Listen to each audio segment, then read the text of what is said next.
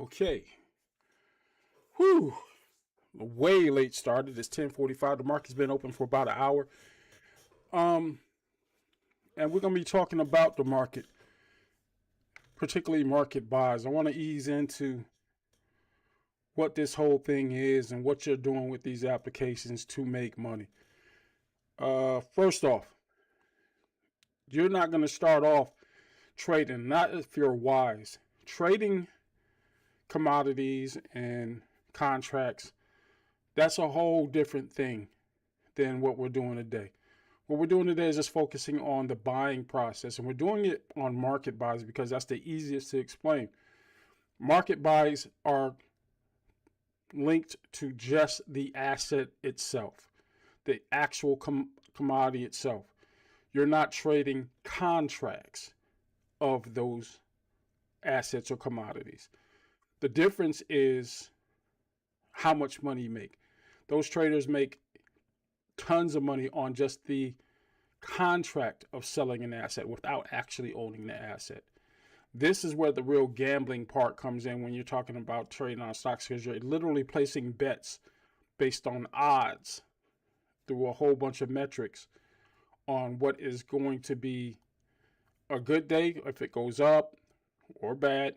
You know, if you put a put option against it because you're thinking this particular asset class is going to go down in value. It's all tied to the value and the price of a particular asset. And the contracts are the actual document that says, hey, this is the license agreement to get this commodity. And it's not rank and file everyday individuals who are buying barrels of oil. Of course not. We're talking about the contracts for different organizations to buy huge quantities to sell retail. You know, we're talking about these wholesale prices from the producers themselves. And there's a lot more in-depth descriptions on those things. But again, this is not what we're talking about today. We're talking about markets. And I am going to start off with not crypto.com. We're going to go into Coinbase. Coinbase is pretty much the easiest to explain. And let me go ahead and get us up on that.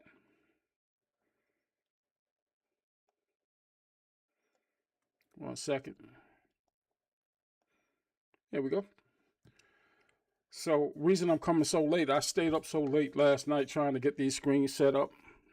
And overnight, my money went from $1.47 to about $1.51.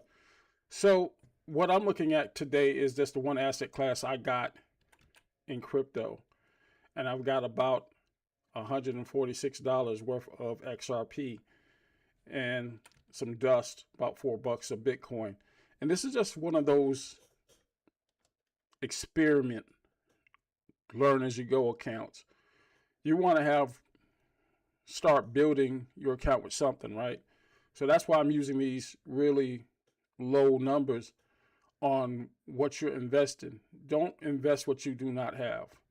Again, I'm not a financial advisor, but if you out here betting a house on the market, then you know you're missing the point. It's to build wealth, not risk it.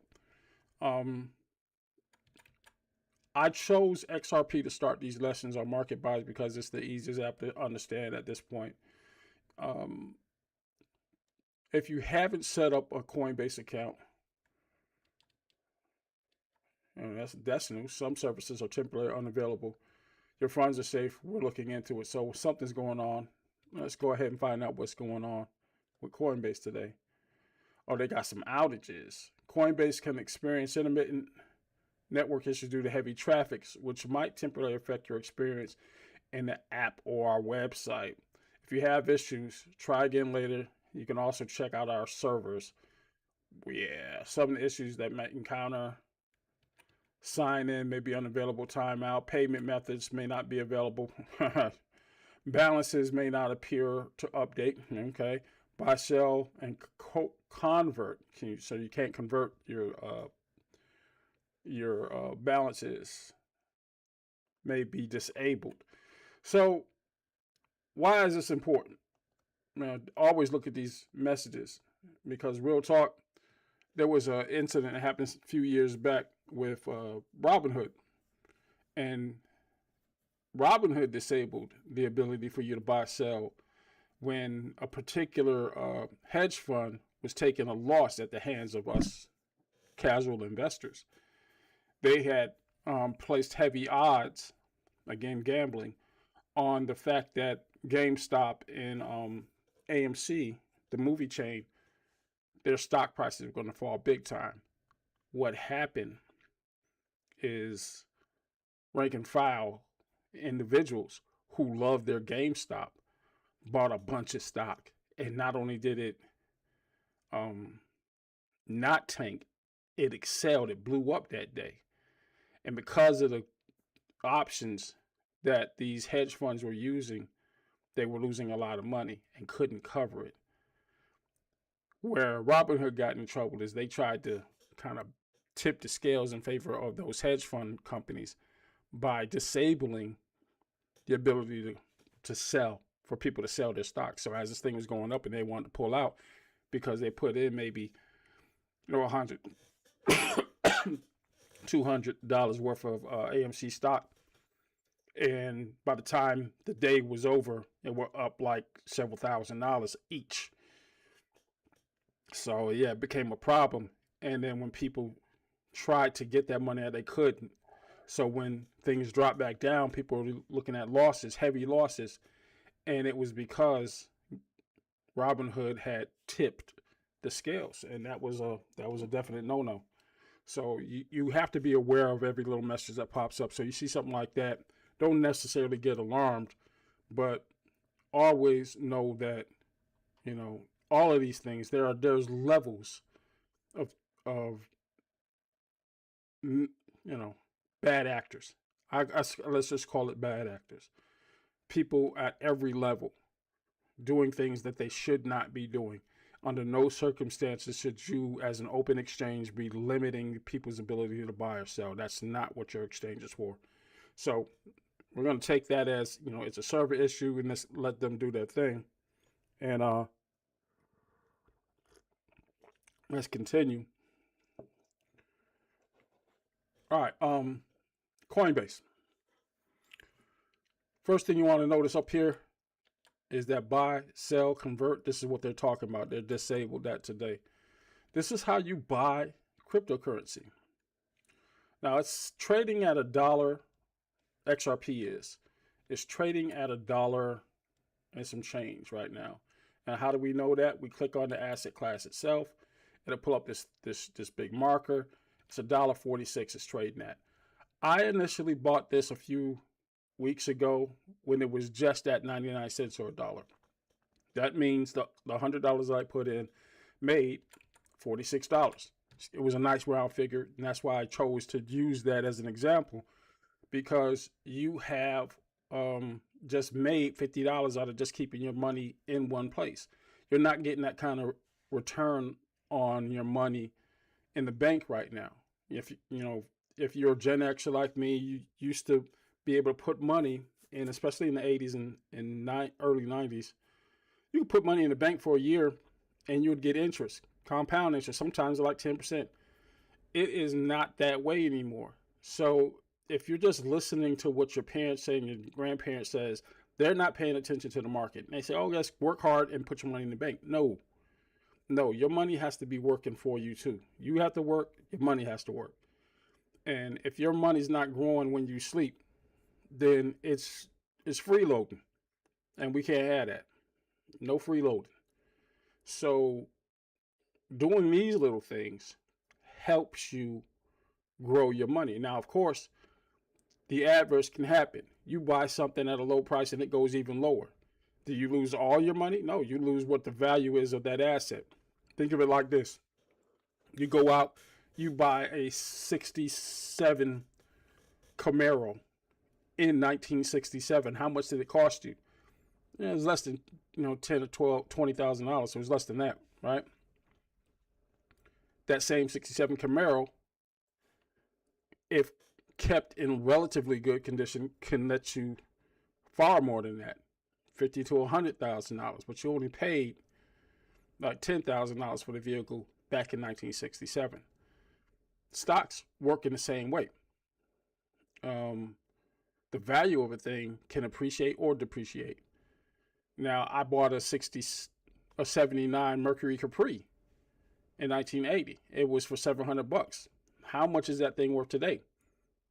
Well, if you can find one in the junkyard, you probably can get $10 for it, scrap metal, because nobody wants a 79 Mercury Capri. It's not a collector's item. Now, you can find someone eventually that has some nostalgic reasons. It wasn't like the baddest vehicle out there.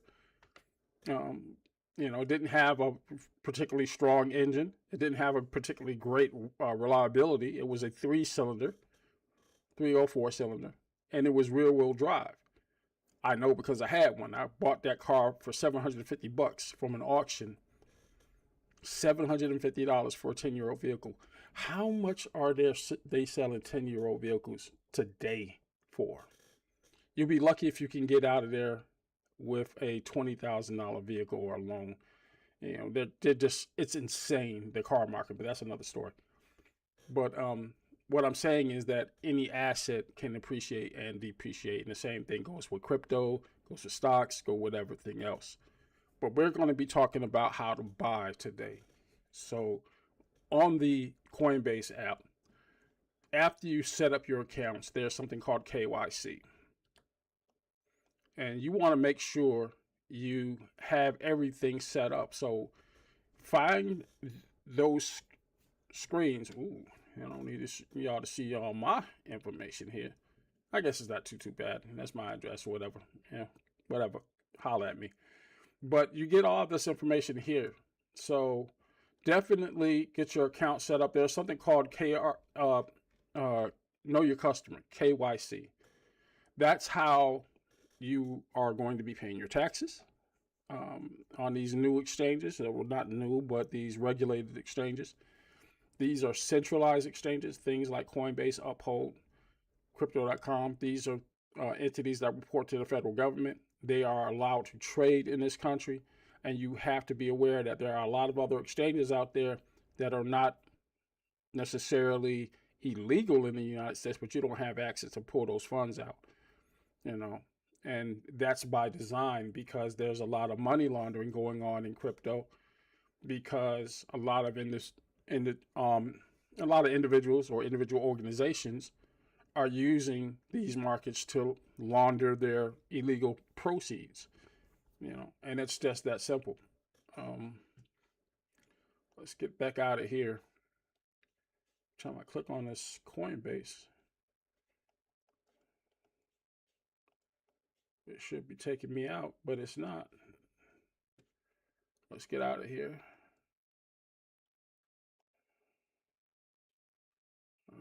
Let's go to my account. Maybe it's not letting me out. One of those glitches, I guess. Let's see if I can hit that button quick enough. Bam, bam, bam. I guess not. Hit this back button. Let me out. Oh no, let's get that. Get out of there. There's another tab open up. My bad. Anyway, again, getting to know these screens is going to be 90% of your deal. I want to go ahead and start buying some crypto, show you what that's all about. All right, I'm still settling on XRP. You can get any coin you want. Let's browse all. There's Ethereum, and it's trading at what? $2,000 per token. All right. XRP is $1.46 per token. Let's look at, this is Hyperliquid, $84 per token. How are we looking at these things? What are we looking at per se? You see these increases. Solana was an 11% gainer today, and it's trading at $106. So when I look at it, when it started the day, it was down around $96 at yesterday at about 4:30, but as of this second, it's 107. What would that have meant to you? It would have meant 11% gain on that, and that's a pretty good return. But you would have to have that $100 or $96 yesterday in Solana per token.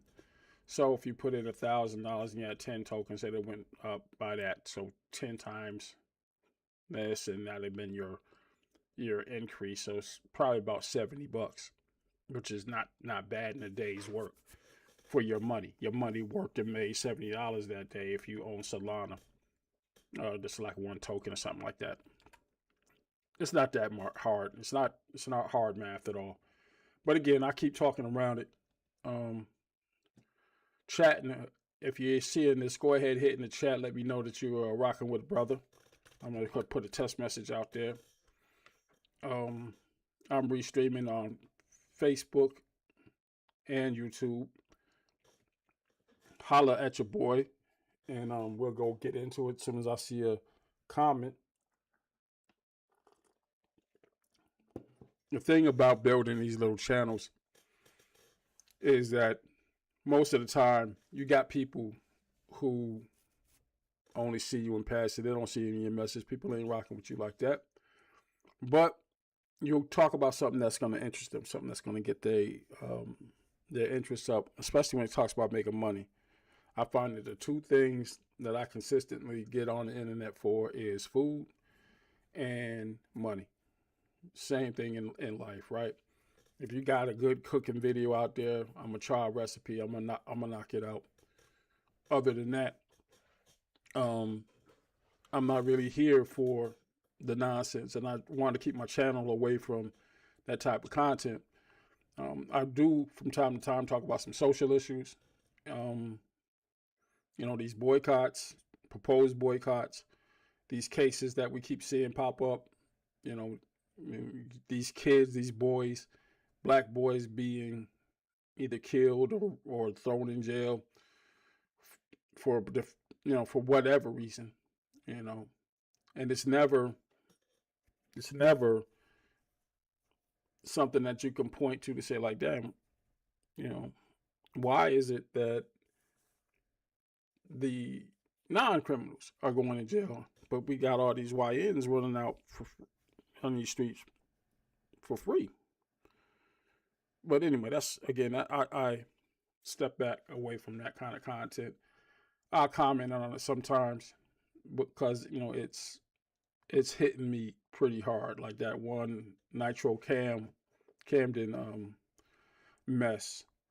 What was crazy to me about that, not that his mom beating him on live in front of 15,000 people for whatever reason. Well, we know the reason. Not because of that. It's just the fact that that's not a unique story. One of the biggest streamers in the world has had same things. Now, I would argue that, with I Show Speed, it was a little bit different because, he was actually lighting fireworks and doing wild shit in the apartment. And, his mother would check him on it and just crash it out, at least for the video I seen. But the underlying things are the same. You got parents that do not understand the money that's being made. And you got an 18-year-old who's making money like that for the first time, and he can't even get his mom to understand what's going on and why he's doing these things. And instead of having a conversation, you shut them down and you mentally crush these kids. There is no outlet. There is no outlet. And it was wild. I was watching this one video, and you saw the difference between this 18-year-old boy dealing with his mom at the time, and then when he was side by side in a podcast with his dad, and how his skin was even glowing, smiling. He was happy. He was at peace. If you are the reason you're causing your child stress and anxiety, and you think the way to fix that is to keep berating them, you got something wrong with you. So we flipped the script to Nitro Camden. This dude just had to come up with Lifetime, and you watched his mother crash out, doing the most. And she's an educator. She's an educator. And more than the things that she was doing with the beatings and biting him in the face, more than that, it was the words. Because there was another subsequent video in which she's talking about how much she's getting for child support for him just being there. So we know there's a father still alive because she's getting paid child support, and she's flexing on that like that's big stuff. And that was crazy work because why would you bring that up to a child that you only a paycheck for real, and the money's supposed to be going towards his for his needs, for the needs of the child, right? That's not how she's looking at those funds, bro. And it came across like that. And in both instances, when the masses saw that, everybody had the same gut-wrenching, repulsed feeling towards it, and got up out of there. And had him get up out of there, as she was threatening to kick him out anyway. By 6 o'clock, she said. She said he ruined her life. No, you ruined your life because you didn't know what time it was. And that's another reason why this channel is existing. I got a lot of people of my age, Gen Xers, people 44 and up. Some of those early millennials, but the Gen X crowd is where I'm kind of getting my traction at, because I am a Gen X member. And what I'm seeing is that there's a disconnect between not just our communication with the younger generations. It's like they're on to something that we weren't privy to. There's a foundation that was laid and that was made by Gen Xers that has allowed these 15, 14-year-old kids to earn massive amounts of money the non-traditional way. And I say non-traditional to us because this is something unheard of to a Gen Xer, but these kids have grown up in an age where they can sit behind a computer, play video games all day, and make tens of thousands of dollars a year. And I'm not talking about in the lottery type thing. It's just about popularity. That one episode, that one viral moment with the donations that boy pulled in with only 1,000 subscribers, got him $20,000. That's more than a lot of people take home in a year after taxes and expenses. You think about it, but it didn't stop there. I mean, he made a bunch of contacts, so he probably netted $100,000 or more in that week. That's more than any of us will make in 2 years if you're making $50,000 a year. And this boy's 18. But what did his mom do? Cleared his accounts. Slime ball behavior. She had control of his debit cards. She was doing the most. And the internet is rightfully coming for her because it just shows just the level of nonsense he was going through. And I would say that, everybody's parenting skill is different. But when you get to the point where you beating on your kid and he's not defending himself, because we live in an age where these kids will kill your behind if you get out of line. And a lot of parents are afraid of their kids. She's trying to put dominance over this boy, lay down type stuff. I saw that whole video and I was just disgusted. And I don't care what your mindset is. If you're dealing with a child, there are ways to get them up out of there, without you resorting to violence. But if it got to that point, you failed long before that. But again, because there was a lack of understanding of what he was actually doing, she had no respect for it. So if she had known that what she was doing was really blocking her blessings and piling onto her son, let's say everything that she is alleging was correct, that he was just not following the rules. Nobody's advocating kids not follow the rules, or defy or be rebellious to your parents. No, what I saw here was a mother who long since lost control, who's got 18-year-old kids. And this is the other thing. You got teenagers in your house and you flipping on them like this. The biggest generational curse is parents like this. Setting your kids up for failure as soon as they turn 18, like, time's up, get out. That ain't how this supposed to work. That's not how this supposed to work. If you had done your job the right way, even if they are not going to college, by the time they're 18, if you put in them proper financial literacy,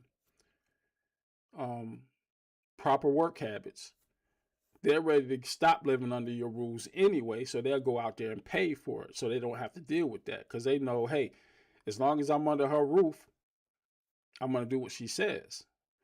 But the second that ceases to be an option, they get out on their own. They get roommates, so they can, if not in this day and age, you can't get an apartment with one income. So they'll definitely get a roommate or go live with somebody else, because this is just not working for them. It used to be the case that people will want to keep their kids in the home longer just so they don't bring any generational curses into their own house. That son or daughter leaves that house, they get into whatever they get into, come back after making a baby or having a baby, and you have no idea of the other half of your grandchild because you don't know that person.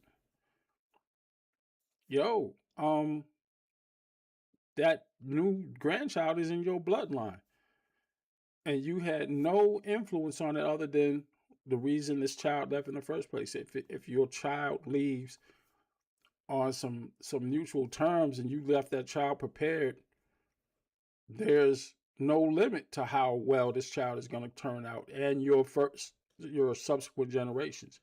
But I don't think people are looking at it like, especially mothers like this, they don't care because it's all about them. So anyway, biggest impediment to generational wealth building is this nonsense that you got going on with parents. Let me just check this comment real quick. Who's on this thing?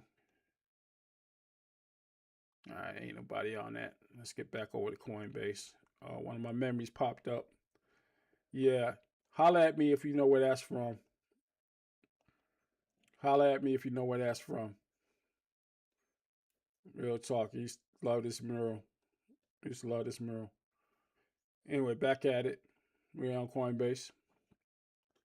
Hadn't got that chat yet, so I'm not putting it in there yet. Stop by the merch shop, get you a cup. We on some bullshit day today. If I drink with my left hand, I'm on a bear day. This is a down day. Yeah. Get your cup, get your merch. Yeah, I'm all about this. And I want to see somebody holler back. Look like I got one viewer on Facebook, but I'm glad that somebody decided to stop by. As I get to know some of these ins and outs of the streaming thing, we're gonna get into it. But if you have any questions out there, go ahead and drop them in the chat. You may have to get on YouTube to do it. Look for the Ujamaa Network on YouTube and check out my live from there versus Facebook. You may be able to chat in Facebook, but I'm not seeing any chats in here right now. So I want to make sure people are getting in. Looks like Facebook is read only, so yeah, you definitely want to get on the YouTube channel to chat. I do have some what do we call these things? Incentives out here. Let me go over to my YouTube real quick. And I go to my live.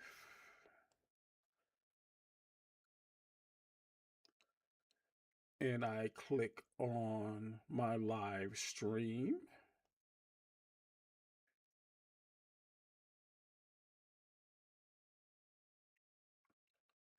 Yep, and I had some goals out there. Set a goal, some super chats, $5. Um, we will do another stream at 8 p.m. If we get 10 super chats, we'll do another stream at 8 p.m. And that'll be a goal right there. So you click on that. We'll do another stream. If I hit that target, the goal ends in 29 minutes. So go ahead and hit me up on those super chats. And also, what was I looking at?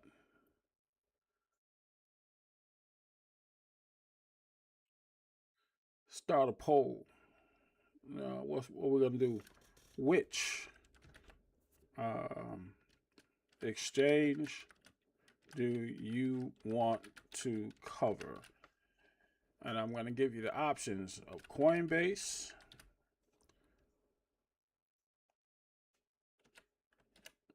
and Uphold.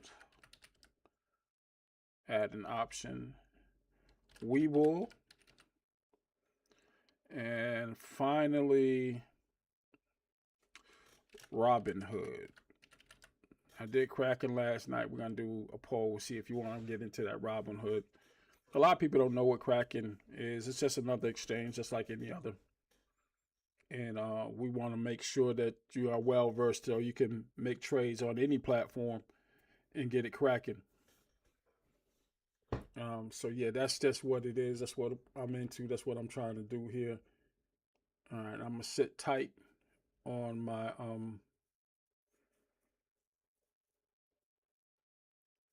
Coinbase page.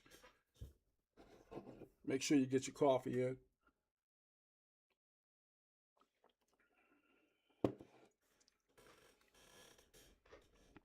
It's about 11:17. I'm gonna stream for a good little bit. Sit on here about an hour. It's probably the most talking I do. I work from home primarily, and I don't do much of anything outside of work. And having computers in the house for your job and for yourself, I never thought I would be able to support myself, and I literally do not have to leave my building, my house. Don't have to leave. It's a good thing and a bad thing. You don't have a whole lot of interaction with people, hence creating the channels. You know, people that call you up on your phone, see what's going on. And when did you say your test is? Oh, it is 2 weeks. Tuesdays and Wednesday. Tuesday, Wednesdays. Every week.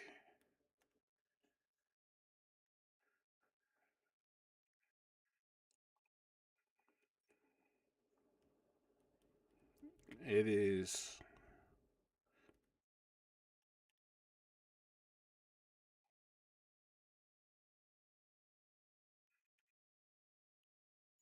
week.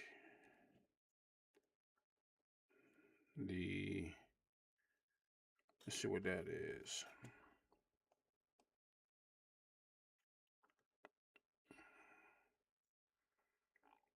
Third.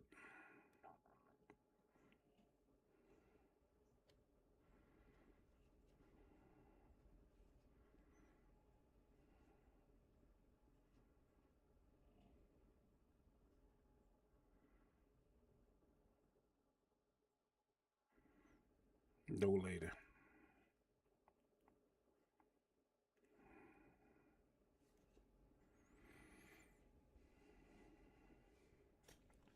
All right. So yeah. Also, I'll be talking about something else I'm getting into, getting that passive income through any means necessary. I got a cousin that I'm gonna be shouting out a lot out in California. He is getting me into not just generating generational wealth, creating it, but keeping it. Um, a lot of us don't know the benefits of a whole life insurance policy. We didn't know we were not taught this kind of stuff. We have term life insurance policies with our jobs, some of us, and we're paying like, $11 to $50 a pay period on some life insurance, but you do not get the benefits on a term life insurance policy that you will on a whole life insurance policy, which is crazy to me because, again, these are things that should have been taught to us in school. And we're not getting this information. None of us knew that, well, at least I didn't know. I'm not going to put that on you. Didn't know that if you own a life insurance policy, a whole life insurance policy, that you can borrow against it. The premiums that you're paying in are not just covering you in the event that you pass away or whatever. That's just the conventional wisdom or thought of owning life insurance policies that you're not going to collect on them in life. No, you get cash value of those policies. Yeah. So you pay $5,000 a year into a life insurance policy, you can borrow against that. And if you've ever had a 401k plan and you were short of cash and you can borrow against that with some plans, the way your plan is structured, that money comes in handy and you're paying yourself back the interest versus paying in a bank and getting fleeced, And so your investments are growing. Um, Once I started studying on this and talking with fam, it became a no-brainer to go ahead and get in where I fit in because, again, the goal is to not just generate generational wealth, create generational wealth, but keep it. Um, you don't want to leave this world and have your kids messed up out here with no assets, and you haven't put anything forward in your own life. So while you taking care of yourself, at least make it possible so that whatever you've built in your lifetime can exist beyond that so it can help your kids. I mean, really, if you're not doing that, what are you doing? But again, I have to lock in, and I got a lot of things going on, um, life wise. I'm definitely getting on this, and I know hopefully I'm gonna leave this message out there for cause, um, fam, I've been so inundated with work and this, but I'm not losing sight of what's going on, what I need to be doing. It takes me a lot of time to study because there's a test that I'm going to have to take to become state certified in Georgia so I can start selling these policies. And I'm going to put you guys on to that um, when I pass it. I mean, I want to see for myself what the process is. Now, I know personally I don't have that gumption when it comes to studying.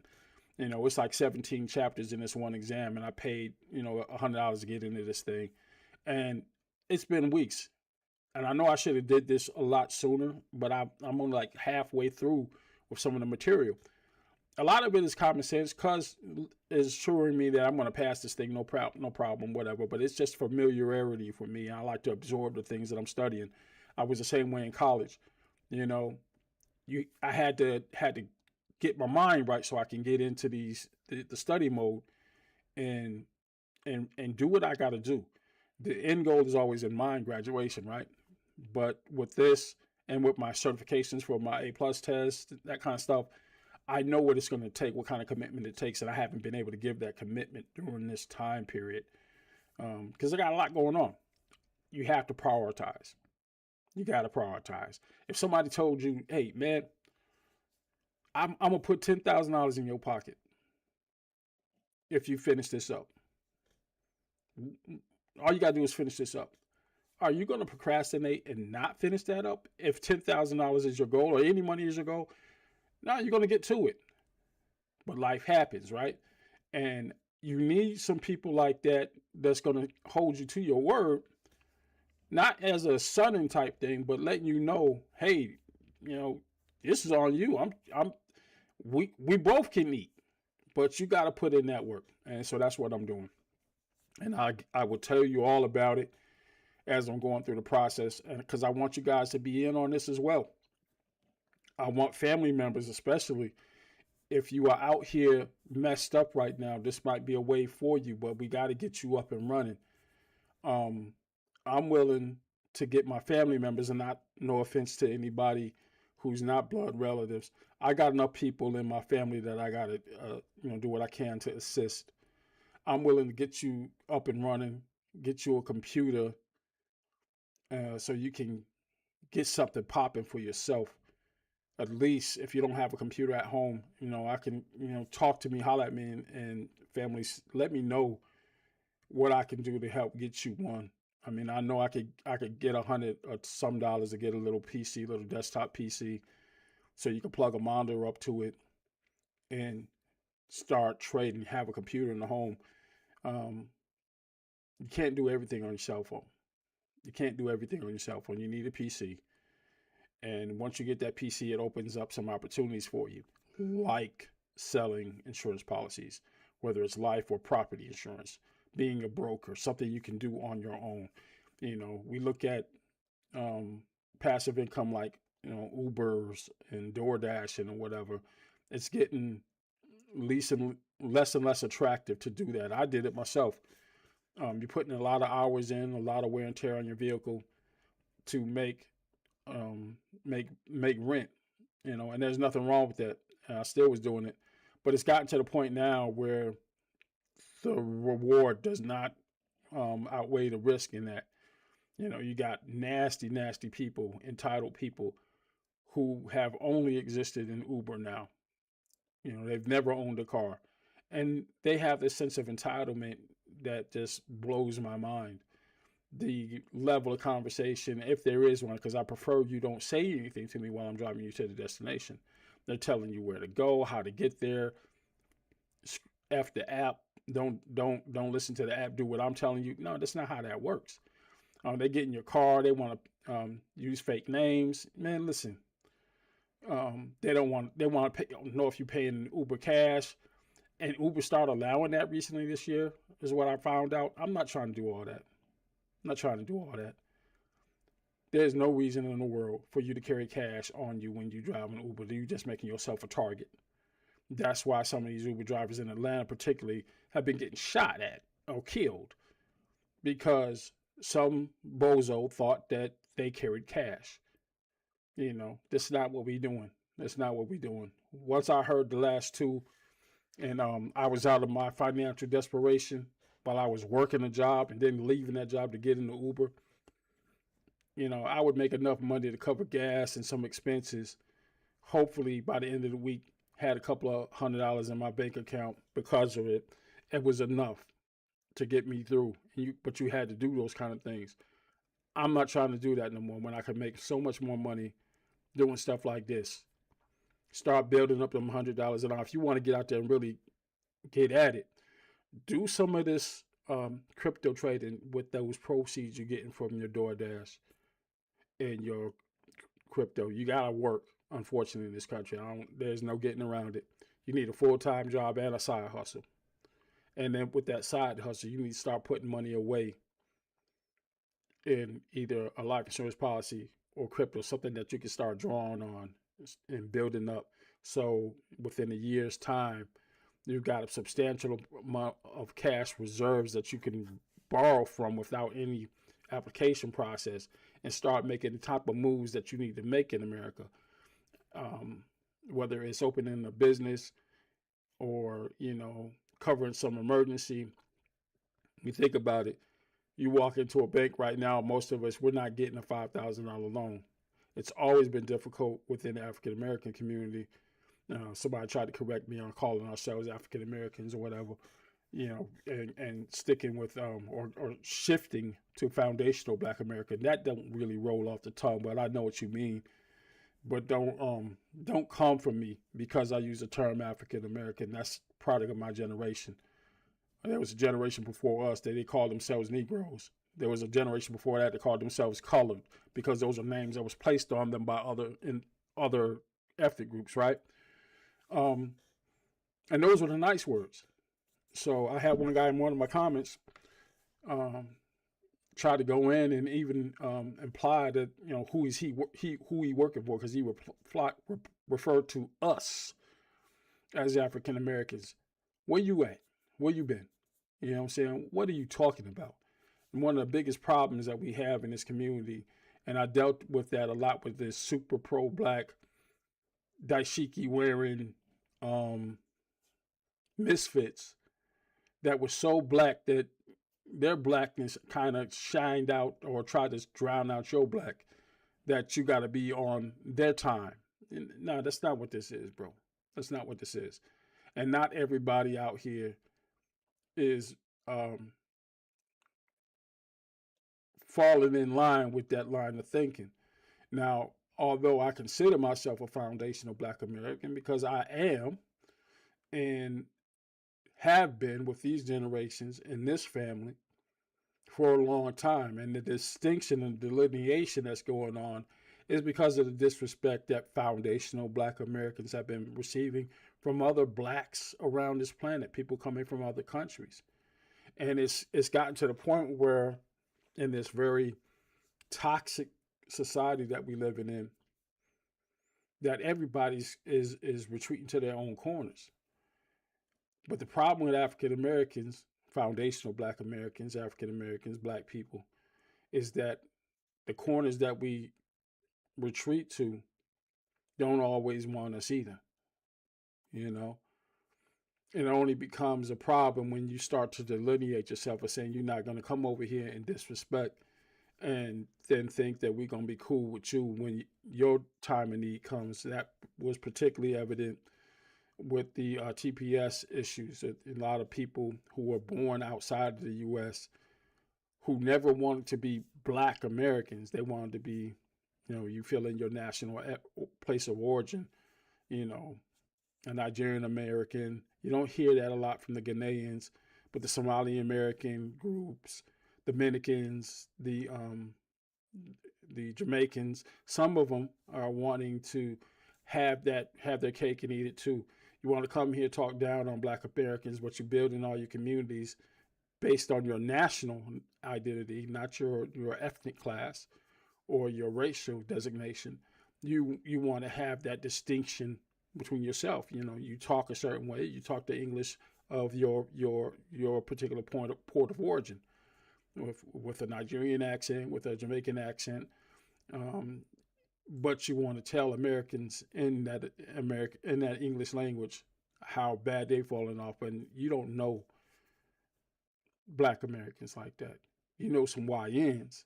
You're getting your idea from what some other ethnic group is telling you about us, but you don't know what it is. And we try to warn so many people coming over here what it is, what time they on. But the narrative was already out there. You thought something about African Americans that made you pause and made you create words to describe us.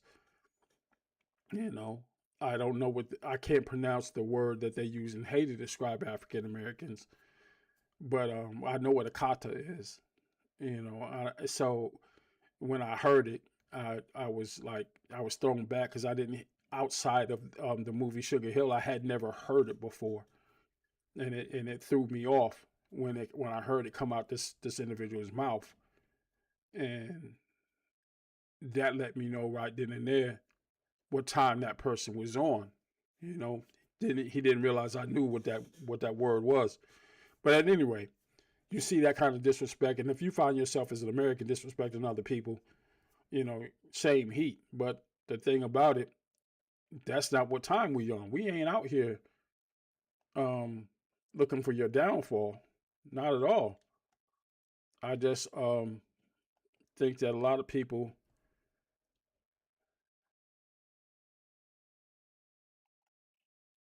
are obsessed with classifying us with whatever narrative they want to attach to us. And when it's time to settle up and the United States government is now singling your particular group out, now you want to be black. You don't want to be Nigerian American. You want to be black. You want to be a black American. It don't work that way. You don't want to be Jamaican American because you're being deported. You don't want to be Haitian American anymore. You want to be American, you know, because things are bad. One of the biggest disrespects that was given coming out of this thing is like, oh, you don't know where you come from. No, we come from here. Been here for the entirety of the American experience. So, watch your mouth. And it's all about disrespect. And you never know what words that you may not mean to be disrespectful are coming off as disrespectful. But that's enough on that because, again, I get onto a tangent, but I'm only speaking from a perspective that I have and experiences that I have. But what I never do is try to disenfranchise anybody from information based on their national origin. That's not a respectful thing to do. So if you come here, you're going to be respected. But you get disrespected or you give disrespect, you're going to be blocked.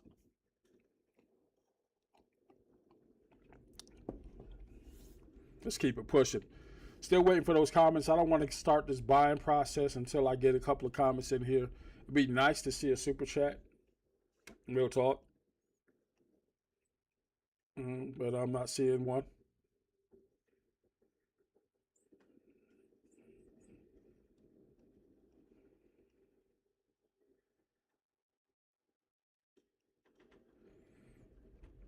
I got 8 views. I'm going to keep doing these lives. I think this is a faster way to get to my goal of monetization. And definitely something I want to look into here. My goal of monetization.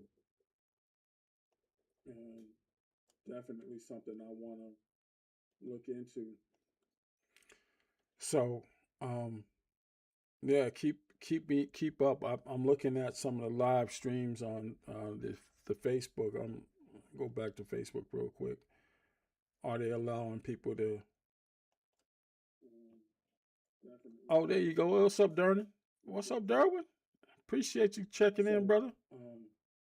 Yeah, keep up. So I'm gonna have to figure out what I got going on as far as how to manipulate these screens and whatever, so I can see what people are talking about. I've got a restream tweet up here, but it's not showing me what I need to see.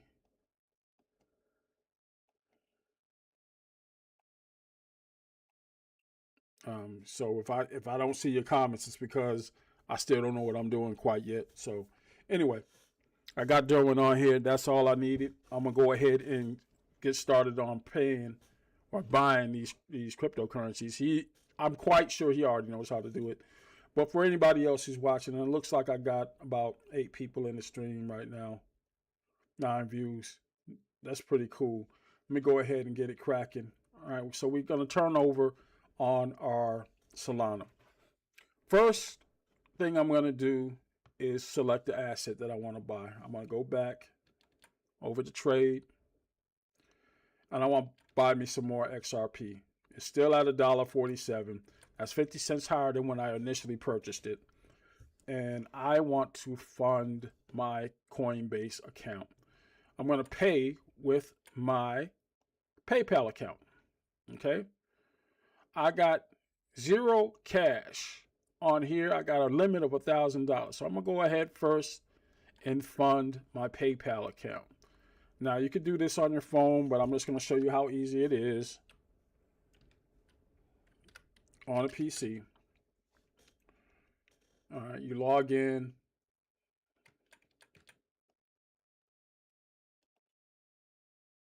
You can use your email address.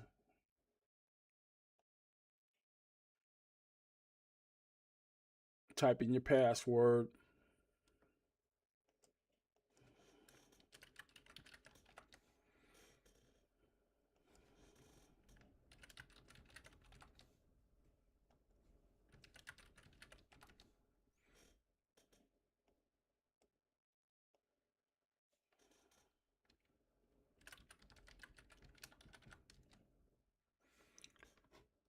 Or not. I forgot my password. Let me just see what I got going on here because I keep messing up.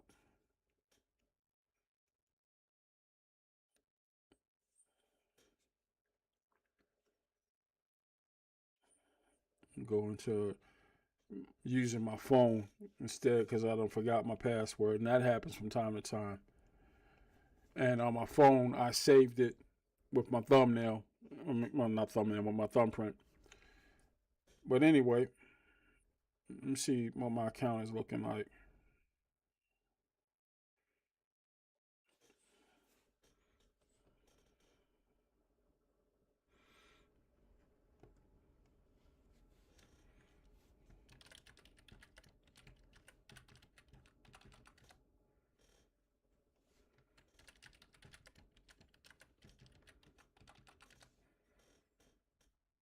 Okay. Looks like you tried too many times. Try again later. I don't forgot my password. That's all good. I'm already in on the phone. So let's get out of there. I'll come back to that lesson another time. I don't forgot my password. That's a whole nother thing. But we're going to use PayPal. I'm going to go ahead and add some cash to my PayPal account.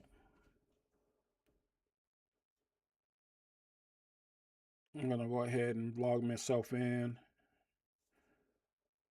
Get out of there. Add this. And let's add some money. We're going to add. I'm going to just do 50 today. Add $50.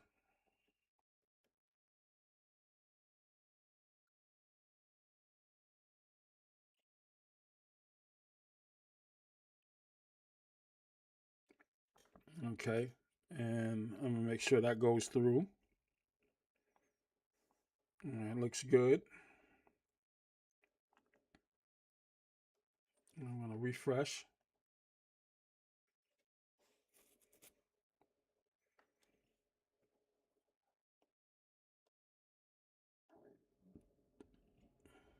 And I'll buy some XRP.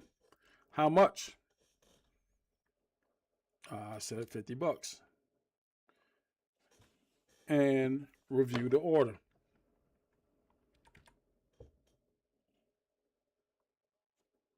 It's going to be instantly transferable to trade, instantly available to transfer. I'm going ahead and buy. The order was submitted and it's done. It's just that simple. Now I go over to my trade and I look at my XRP.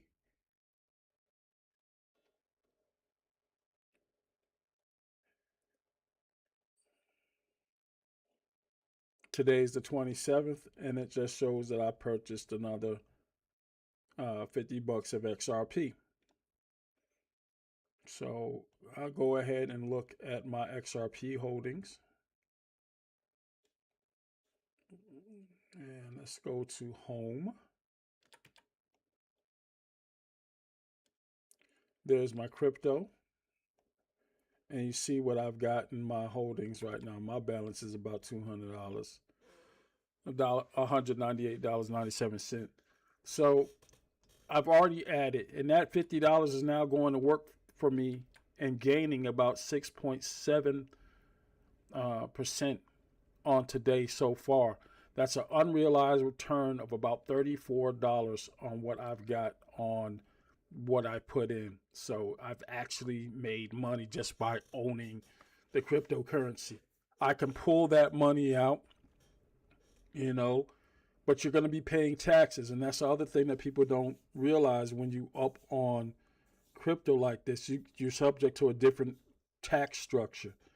With cryptocurrency, the longer you keep it in, long term versus short term, the less taxes you're going to pay. For instance, let's say I put in this $200. If I took this $150. If I took all of my earnings out, I'm being taxed at like 40% of that. So that 200 minus 40 is what I have to settle up with the federal government at the end of the year. So it may not be worth it for you to do stuff like that because you're going to get in a portion of your profits at that point. Now, if you keep it long term, that means longer than 2 years, the tax goes down to like 5 or in some states 0%.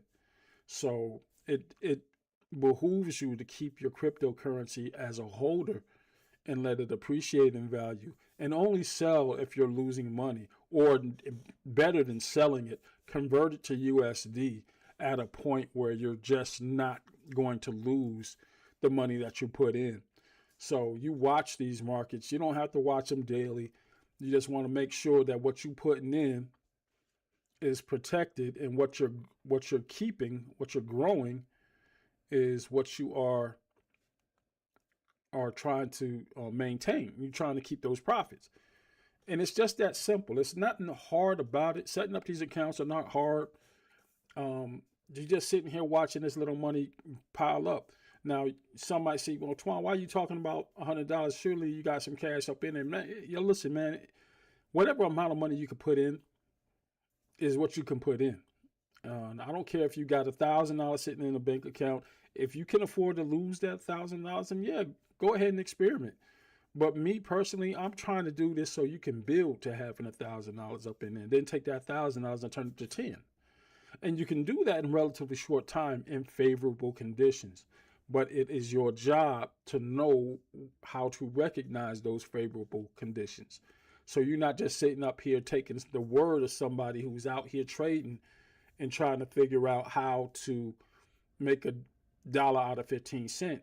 No, I mean, their goal is to get you to pay for their classes. We're not doing that over here. The most I'm ever asking for is a super chat or like for a subscription.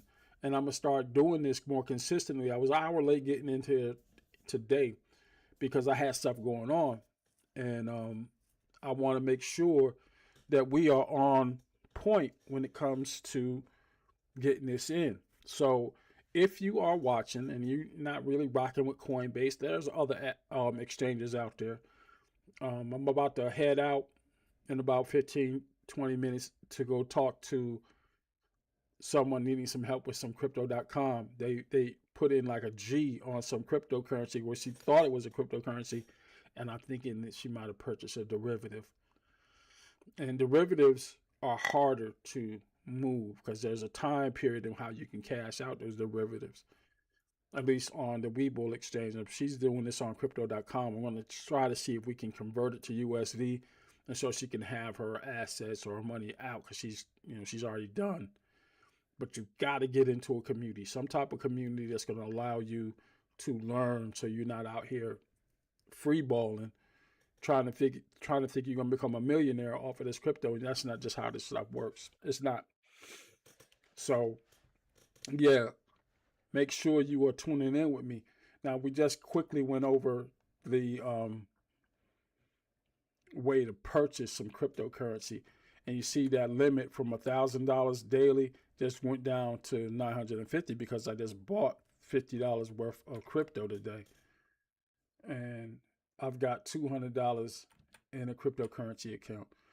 Now, I'm not losing that money right now. It's just sitting there. It's either going to go up or it's going to go down. It's going to go down incrementally if the bottom falls out. So you're not going to lose everything. I'm already up like $50 on what I invested. So that's like 25% increase, real talk, on money that I just had sitting around. That's like if you give me $100 and I give you $125 back. If I borrow $100 from you, and then when all is said and done, I give you that $100 plus the $25 it made. I mean, you do the math. And if that was $1,000, that'd have been $250 more in your pocket if you had traded or purchased. And excuse me, this isn't trading. If you had purchased that cryptocurrency when I purchased it back in, I guess it was the second week of August. Yeah. People say, well, shoot, people get greedy, right? They see something like that and only think about the outcome. If that was $10,000, you would have made $2,500 in that time period. But you would have to put that $10,000 up in that cryptocurrency. You just got another $2,000. That's crazy, right? But that's what's happening. People are risking that kind of dough in these markets. And I say risk because there is a risk that it could go down. But last week it just didn't. And this happens all the time. I'm going to show you another resource here. It's called we're gonna get out of Webull. It's called coinmarketcap.com. And this gives you up-to-date information on what's going on. Bitcoin is surging. It was like 73 or 72 yesterday. It's got an 11% increase, so it back to 80,000. I'm also doing some cryptocurrency mining. I've got some hobby miners in the house. That's the devices that processes the transactions on the electronic ledger.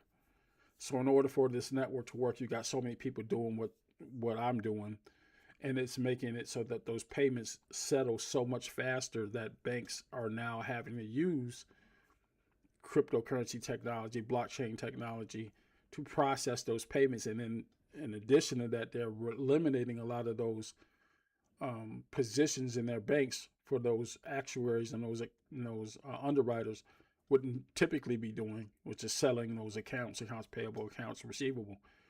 Anything that's being written to a ledger by human hands is now being done by blockchain technology, AI. XRP is looking at a 17% increase. There it is right there. $1.46. These are where you can see where the movement or the market is moving towards. So I'm not really tripping on it. And when we get deeper into how to protect these transactions in Coinbase by setting up limit orders, stop limit orders, sell orders. So if something happens with the market and it dips below a particular price, I want to at least leave with some extra money plus the money I put in. That's what you're doing here. So right now, this was just a market buy. Everything that I put in here at this point in time without that limit order is subject to drops. So you want to make sure that you protecting your investment. So at the very least, I know I had $60 one day, $50 a day. Put that in there, but I've got this extra amount just sitting out here. This extra $100, just about, give or take, that I didn't put in. It's just the growth that's come up. So I've literally doubled the amount of money I put in. That amount is subject to tax. So by the end of if I was trying to withdraw that, yeah, I'd get that entire $200, give or take. But at the end of the year, I'm going to have to settle up with the taxes. I believe it only kicks in after you get a certain amount of withdrawals. I think it's under $500 or over $500, something like that. But at any rate, nothing ventured, nothing gained. So you venturing a little bit, so you're trying to gain a little bit. And that's just what the name of the game is today. See that 199.19, it just went up again. See, and that was just off of a penny increase. So 1 penny increase in the price has generated $1 in profit for me. So anytime these things tick up, now you just have to multiply that by the amount of money you put in. Like if I put in $1,000, that would have just been $10 in the time I was just talking for the last 2 minutes. People like me who come from a particular economic class, people who make less than $50,000, you really understand what that little $10 increase is. That little $10 increase is the difference between you having lunch this week and not. If you wanted to look at it like that, what $10 will get you in this economic class. And now this is money that you're not trying to draw out every day. You're trying to grow it, right? So make sure you keep that distinction in there. Yeah, have the mindset of, understanding what money is. Because I think too many people leave out their mama's house not knowing that this is a tool, not a party invitation. Money is a tool, not a party invitation. You need that to survive in this country. So whatever little money you coming out, before you think about dropping on some new sneakers, or you know jetting out, flying out, whatever you choose to spend your money on, um, think about what that's actually costing. Some of us, $50 is more than an hour's worth of work. Might be two if you're making $25 an hour. 2 hours worth of work, 2 hours out of your life to make $25 if you're making $25 an hour. That's that's a terrible way of exchange if you're gonna take that $50 and go buy a bottle of Moet. I'm just saying. All right. I'm up on it. It is now about 12 o'clock. I'm gonna probably get back on again and just start talking my talk. But I want you guys to lock in,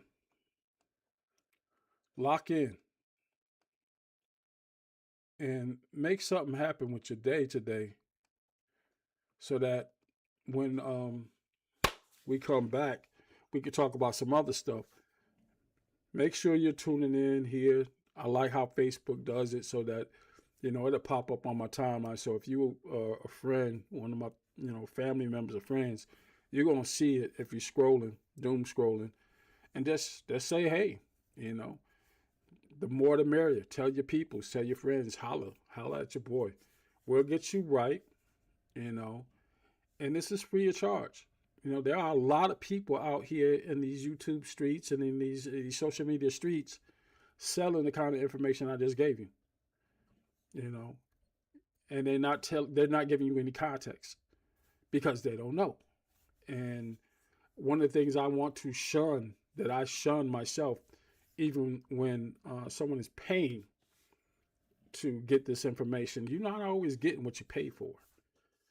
Sometimes you're getting something that you don't want. And that's where I find myself at. I was like, if I don't like what I'm hearing, let me repackage it and rephrase it in a way that is more digestible to people like me, because I just don't have time for any level of disrespect, any level of, you know, inconsistent thought and theory. So, to that note, I want to make sure that I am giving you factual information and keeping it a buck. I am qualified to be talking about these computers actions, whether it's on the exchange or building your device. Been working in this industry and been certified by this industry for 20 some years. I'm also certified teaching. I was registered with the Georgia Professional Standards.